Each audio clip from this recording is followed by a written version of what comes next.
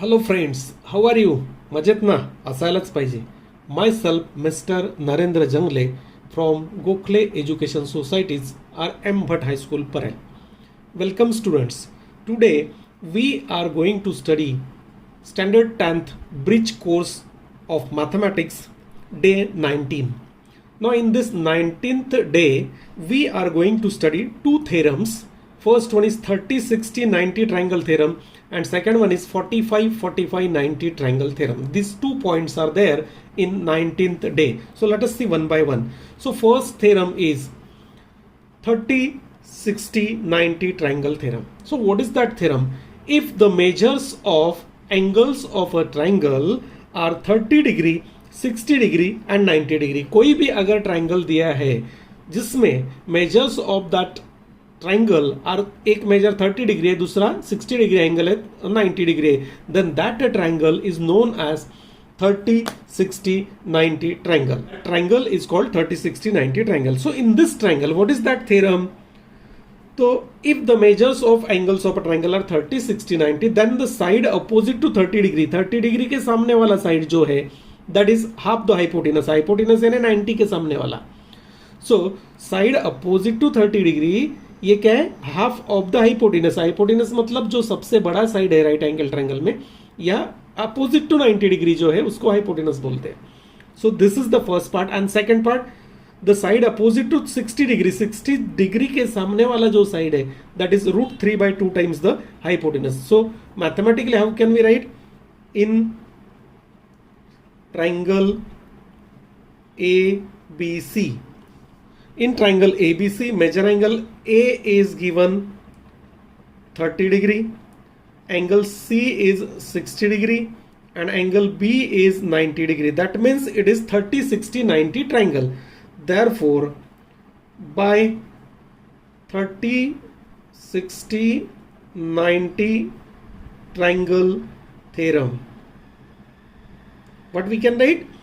By this theorem, first part, side opposite to 30 degree, तो ये figure में देखो अपोजिट टू 30 डिग्री कौन सा है? BC. Side BC is equal to half the hypotenuse is equal to half AC. This is the first part. यानी side opposite to 30 degree is half the hypotenuse. And second part इसमें है side opposite to 60 degree, 60 degree के सामने है AB, तो AB is √3/2 times AC. तो ये हो गया. इसका अगर हम लोग एग्जाम्पल लेते हैं, ये समझो मुझे 12 दिया है, तो BC कितना आएगा? Half AC. हाफ AC मतलब BC हो गया 6, और ये हो गया √3/2 टाइम्स AC मीन्स √3/2 इंटू 12, तो ये बन जाएगा 6√3. तो in this way we can find the remaining sides using this theorem 30 60 90 theorem. Pythagoras में क्या करते हैं हम लोग? दो साइड अगर मेरे पास है तो तीसरा निकाल सकते हैं, लेकिन यूजिंग दिस 30 60 90 अगर मुझे एक साइड कोई यानी हाइपोटेनस या ये कोई भी एक पता है और मुझे पता है कि ये ट्राइंगल जो है 30 60 90 है, then we can find the remaining sides. 45 45 90 triangle theorem. ये आपको अभी आइसोसेलेस ट्राइंगल थ्योरम हम लोगों ने पढ़ा है, तो पता है कि if two angles are congruent then it is isosceles triangle. तो 45 45 90 मतलब दो एंगल अगर 45 45 है तो this is isosceles right angle triangle. इसको बोलते हैं आइसोसेलेस राइट एंगल ट्रायंगल. तो in this right angle triangle if the measures of angles of a triangle are 45 45 90 then the congruent side, यानी 45 के सामने वाला दो साइड जो है कॉन्ग्रुएंट रहेगा. Congruent sides are 1/√2 times the hypotenuse. तो यहां पे कैसे लिख सकते हैं? In triangle ABC, angle A is 45 degree, angle C is again 45 degree and angle B is 90 degree. That means this triangle is 45 45 90 triangle. Therefore by which theorem? 45 45 90 triangle theorem. By this theorem what we can write? Congruent sides यानी या side opposite to 45 degree, ये भी opposite to 45 है, ये भी opposite to 45 है. That means AB equals BC. Congruent side बोलो या side opposite to 45 degree is 1/√2 times the hypotenuse. 1/√2 times AC. So these are two theorems which we studied in 19th day. So here day 19 is completed. So friends, study these theorems and use that theorems while solving that practice set or that examples given in your bridge course. Now let us see day 20. In 20th day, we are going to study that similar triangles, concept of similar triangles. When two triangles are similar. In a 17th day, we studied that congruence of triangles. Now, let us see similarity of triangles when two triangles are said to be similar. दो triangles similar कब है? Congruent कब रहता है? When the pairs of all three pairs of corresponding sides are congruent. Pairs of corresponding side congruent or pairs of corresponding angle congruent. दोनों. Then we can say that triangles are congruent. Similar में और congruence में क्या फर्क है? एक ही फर्क है देखो. If the pairs of corresponding angles are congruent, ये तो सेम है.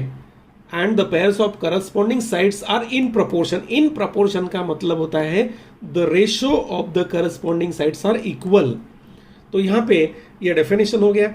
Two triangles are said to be similar. दो triangles similar हम लोग कह सकते हैं if first condition if the pairs of corresponding angles are congruent, यानी ये दो ट्राइंगल अगर हम लोग कंसिडर करते हैं तो angle A congruent angle P, angle B congruent Q and C congruent R. ये हो गया first condition, pairs of corresponding angles are congruent. And second condition है the pairs of corresponding sides are in proportion. इसका मतलब बराबर समझो, sides are in proportion मतलब ratio of the corresponding sides are equal, मतलब A B upon P Q is equal to B C upon Q R is equal to A C upon PR. So three ratios are equal means we can say the sides are in proportion. Then the triangles are similar. So mathematically how can we write here? First, in triangle ABC and triangle PQR, for this correspondence ABC 1:1 correspondence PQR, ये important है, ये होना ही चाहिए. If दो conditions यहाँ पे दिया है, first one angle A congruent angle P, angle B congruent angle Q and angle C congruent angle R, यानी pairs of corresponding angles are congruent. So here pairs of corresponding angles are congruent and second condition क्या है देखो, and second condition है side A B upon P Q, A B upon P Q. Here that identical mark shows these are in proportion not congruent, ये याद रखो.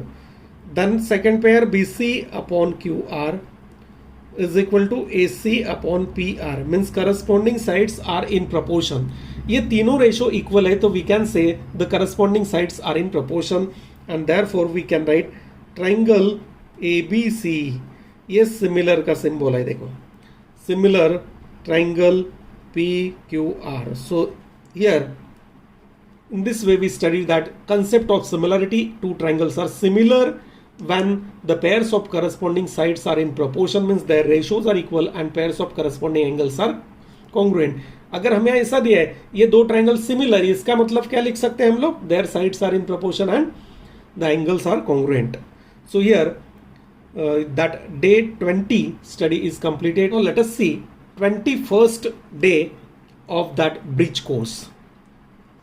Exterior angle, the concept of exterior angle. अगर कोई भी triangle हम लोग लेते हैं इन दिस ट्राइंगल ABC, ये जो ट्राइंगल ABC इसका कोई भी साइड BC हम लोगों ने एक्सटेंड किया अप टू D, AC भी कर सकते हैं, ये BA AB all sides.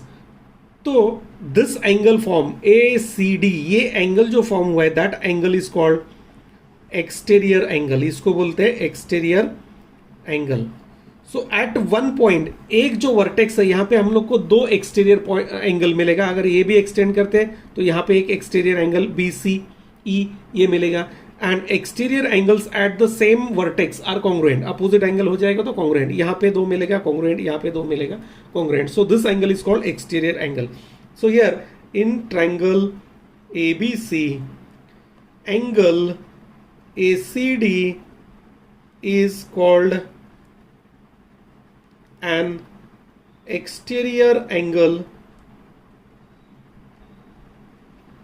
Of triangle ABC. इसको क्या बोलते हैं हम लोग? Exterior angle of triangle ABC. So here some properties of exterior angle are there. तो एक्सटीरियर एंगल का क्या प्रॉपर्टी है? देखो, फर्स्ट प्रॉपर्टी, ये एक्सटीरियर एंगल है, इसको क्या बोलते हैं? Interior angle. ये एक और ये एक, इनको बोलते हैं इंटीरियर एंगल. तो ये एडजेसेंट इंटीरियर एसीबी जो है, दिस इज एडजेसेंट इंटीरियर, और ये उससे दूर है, लंबाई पे है, तो इसको बोलते हैं रिमोट इंटीरियर एंगल्स. तो ये जो है angle BAC and ABC are called remote interior angle for this angle ACD.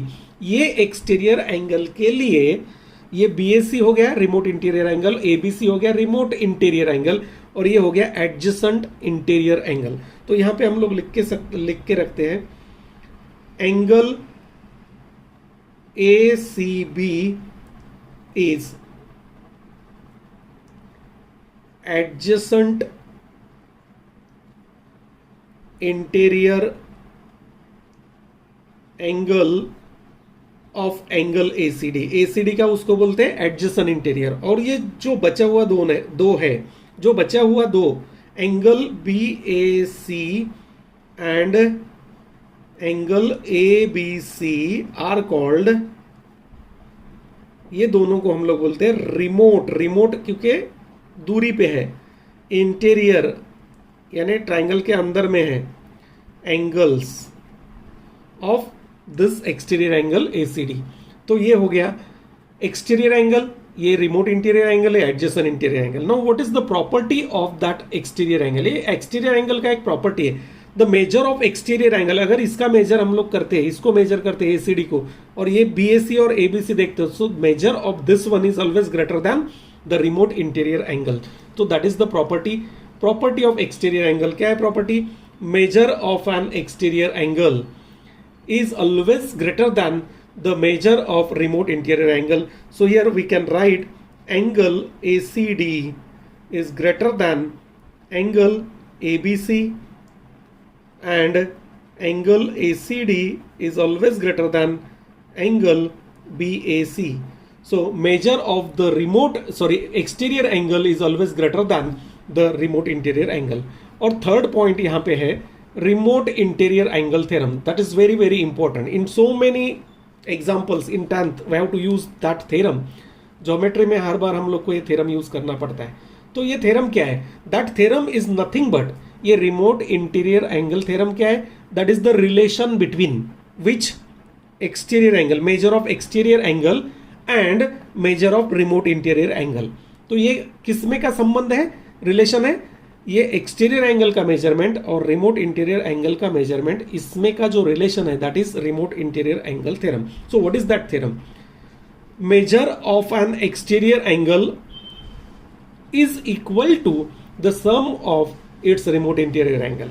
So in triangle PQR, angle PRS is an exterior angle.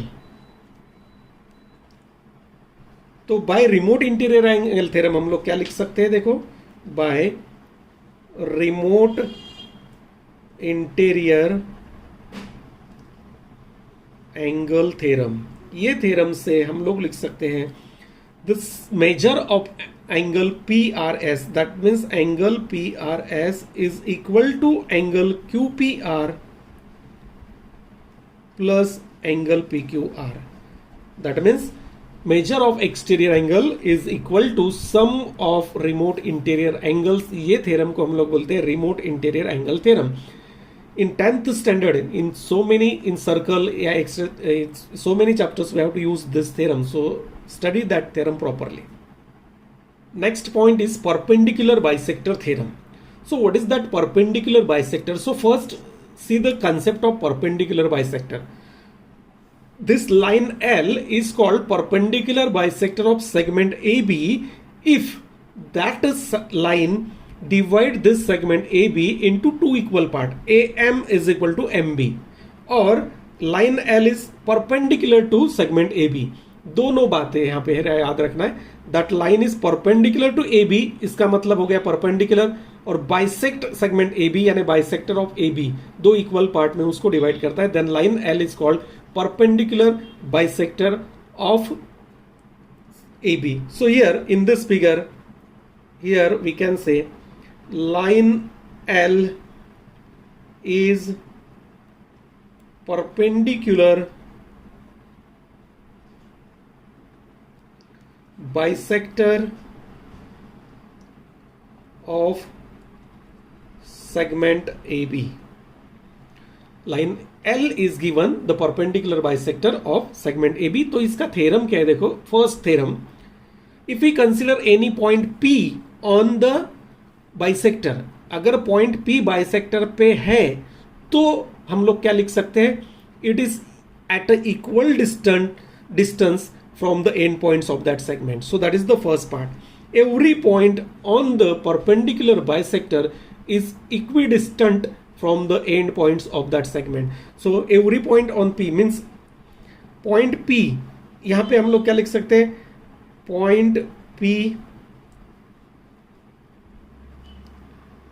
lies on line L, means that point is, if that point is on the perpendicular bisector, then what we can write, therefore that AP or PA equals BP, means that the point is equidistant from the end points of that segment. जो end points है वहां से वो equal distance पे होना चाहिए. That is the first part of that perpendicular bisector theorem. और second part क्या है, any point which is equidistant from the end points of the segment should lies on the perpendicular bisector of that segment. अगर कोई भी P point which is equidistant from AP and PB, then that point must lie on the perpendicular bisector of segment AB. So these are the theorems of perpendicular bisector, two theorems of perpendicular bisector.